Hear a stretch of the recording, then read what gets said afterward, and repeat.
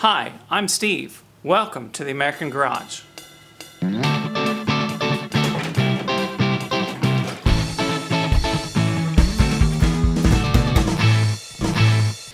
Welcome back to the American Garage. On this episode, we are going to change the timing belt and the water pump on an Audi A8.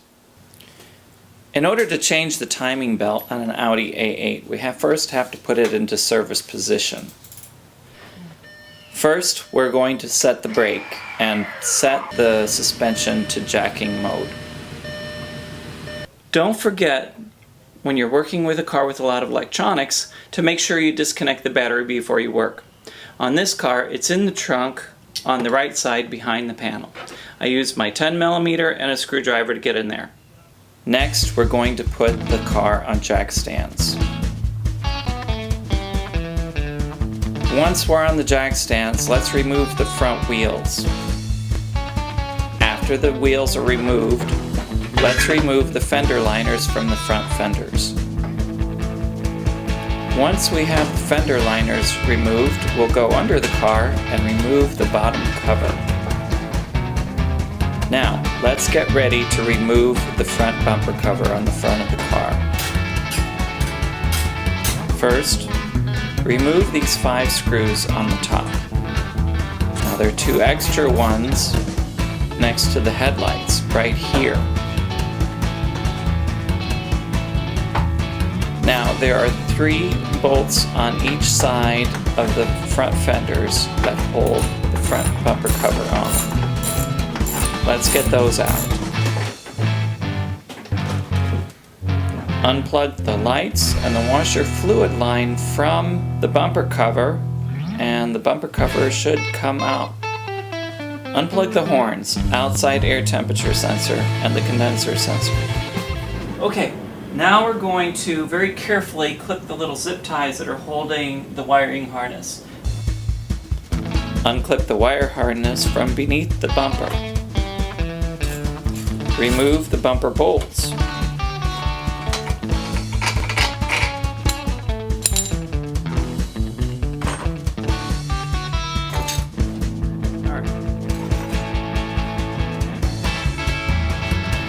Now, let's remove the bumper shocks. Remove the condenser coil. When you do remove the condenser coil, be certain that you do not kink any of the lines, as this will damage your air conditioning system. Carefully swing the condenser coil away. At this point, we're nearly ready to take the radiator off, so let's drain the radiator. Now we can focus on removing the radiator support. Okay, so I did a couple of steps offline, off camera, so that I could get things figured out and let you know the best way to proceed from here. So far what we've done is we've taken the condenser off, taken all the front, the bumper off, everything that you've seen so far up until draining the radiator fluid. Now the things that were a challenge were taking the hoses loose, which once you know how to do it, it isn't so hard, but getting in there and finding the right clips is the challenge. Another thing that I wanted to point out is that there was a bolt missing. I was trying to pull this thing loose and it wouldn't come loose. So let me go through the bolts. First, you've got the bolts in the corners up here. Take those out, those are obvious. Then the bolts at the bottom of the radiator support in here. Those are pretty obvious, those come out. And you think you take those 4 bolts loose, the whole thing will come off, but it doesn't. Okay, there's one more locking bolt I want to show you, and it's under the left fender. Okay, so the mystery bolt that we had found is right here. Now I see this little bracket right here. Let me shine a light so you can see it better. Okay, now this little bracket right here is what's holding the radiator support on. Now you can leave the top 2 bolts here in place and just take the bottom one loose. Okay, so let's take that one loose.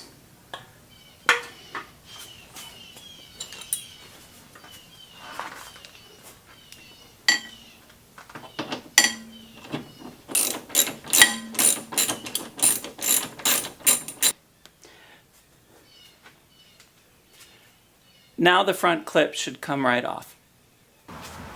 So, after you get all the bolts off, and the mystery bolt on that side, there's one on the other side, don't forget it as well. Now let's see. Off comes the front clip. Make sure you unplug everything. I still have to unplug the headlights and the fans. These D-clips are all over Audis and Volkswagens, and they, for the electrical connections, they're difficult to get loose. So I made this little tool. I took a cheap little screwdriver and I bent it at an angle. You can get a pick tool, an angle pick tool, to do the same thing. Now what you do is, if you can get at it from this side, you'll push your tool in there and lift it up, and it should slide right off. If you can't, if you try from this side, it's very difficult. But on this is on the headlight. I found on the headlight that if I go down through the slot on the side, there's a second level that has a little tab. And what I'm doing is I'm lifting the little tab. I'll zoom in so you can see better. If you see in there, when I pivot it, it brings that little tab out of the way. Once you do that, then the connector will just slide right off. Now, I learned this little trick from another video, which I'll put a link to down in the comments below. Let's disconnect the electrical connectors. We have 2 for the fans, 2 for the airbag sensors, and 2 for the hood release. Now, remove the expansion tank return hose. Now we'll remove the hood release cables. They're right here in this little box. And we'll remove the lower radiator bolts. At this point, we are ready to remove the radiator.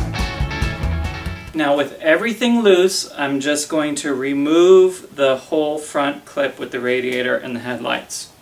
I'm going to set it on this chair initially. It is completely removed from the car, so we can set this aside. Now, one of the things I wanted to make note of is that the headlights and the bumper brackets do not need to be removed from the radiator support. The 4 bumper bracket bolts need to be pulled out, but they have these 2 little clippy things that hold them on. Leave them. You can leave them in place. And your headlights, you don't have to pull them out in order to get the clip off. Alright, let's set this aside.